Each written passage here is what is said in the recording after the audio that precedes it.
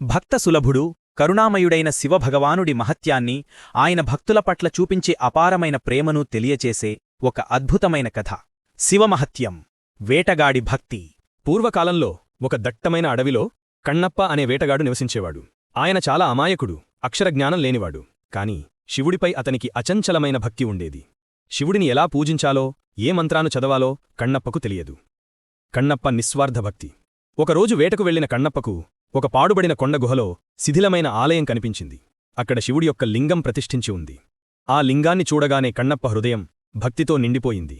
అతడు ఆ లింగాన్ని సాక్షాత్తు పరమశివుడిగానే భావించి అప్పట్నుండి ప్రతిరోజూ ఆ స్వామికి సేవ చేయటం మొదలుపెట్టాడు. కన్నప్ప తన దేవుడికి ఏమేమి సమర్పించేవాడంటే, ఆలయం దగ్గర ఉన్న నది నుండి నోటితో నీరు తీసుకువచ్చి ఆ నీటితో లింగానికి అభిషేకం చేసేవాడు. తాను వేటాడిన మాంసాన్ని కాల్చి బాగా రుచిచూసి అందులో మంచి ముక్కలను మాత్రమే స్వామికి నైవేద్యంగా పెట్టేవాడు. ఆలయ శుభ్రత కోసం తన కాళ్లతో ఆ పరిసరాలంతా శుభ్రం చేసేవాడు. అడవిలో దొరికిన పువ్వులను తన జుట్టులో పెట్టుకుని వాటిని స్వామికి సమర్పించేవాడు. ఈ వింత ఆరాధన చూసి నిజమైన పూజలు చేసే ఆలయ అర్చకులు కన్నప్పను నిందించేవారు. ఇది అసలు భక్తే కాదు, మూర్ఖత్వం, అపవిత్రమైన మాంసం, మోటి నీటితో అభిషేకం, ఇది దైవాన్ని అవమానించడమే అని బాధపడేవారు. శివుడి పరీక్ష. ఒకరోజు శివుడు కన్నప్ప భక్తిని లోకానికి చూపాలని అనుకున్నాడు. మరుసటి రోజు ఉదయం కన్నప్ప స్వామిని దర్శించుకోడానికి ఆలయానికి రాగా లింగం కళ్లనుండి రక్తం కారుతోంది. కన్నప్ప ఆ దృశ్యం చూసి భయపడి కన్నీరు మున్నీరయ్యాడు. ఆయన వెంటనే తన జ్ఞానం మేరకు ఆ రక్తస్రావాన్ని ఆపడానికి పసరుమందులు పెట్టాడు. తన నోటితో ఆ రక్తాన్ని కడిగేశాడు. కాని ఫలితం లేకపోయింది.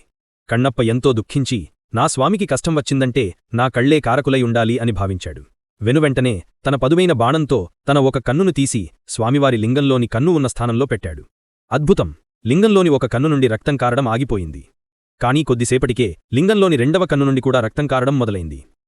పరమేశ్వరుడి దర్శనం. కన్నప్ప మరోక్షణం ఆలోచించలేదు. స్వామీ, నా రెండవ కన్ను కూడా తీసి నీకు సమర్పిస్తే నేను గుడ్డివాణ్ణైపోతాను. నీ రెండవ కన్ను ఎక్కడ ఉందో కనుగొనలేను కదా అని అనుకున్నాడు.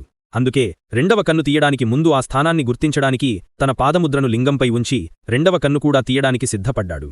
తన భక్తుడి అచంచలమైన త్యాగాన్ని, స్వచ్ఛమైన ప్రేమను చూసిన పరమేశ్వరుడు వెంటనే ప్రత్యక్షమయ్యారు.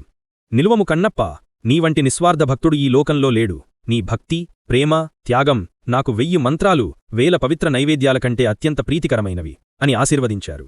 కన్నప్ప చూపును తిరిగి ప్రసాదించి ఆయనకు మోక్షాన్ని ప్రసాదించారు.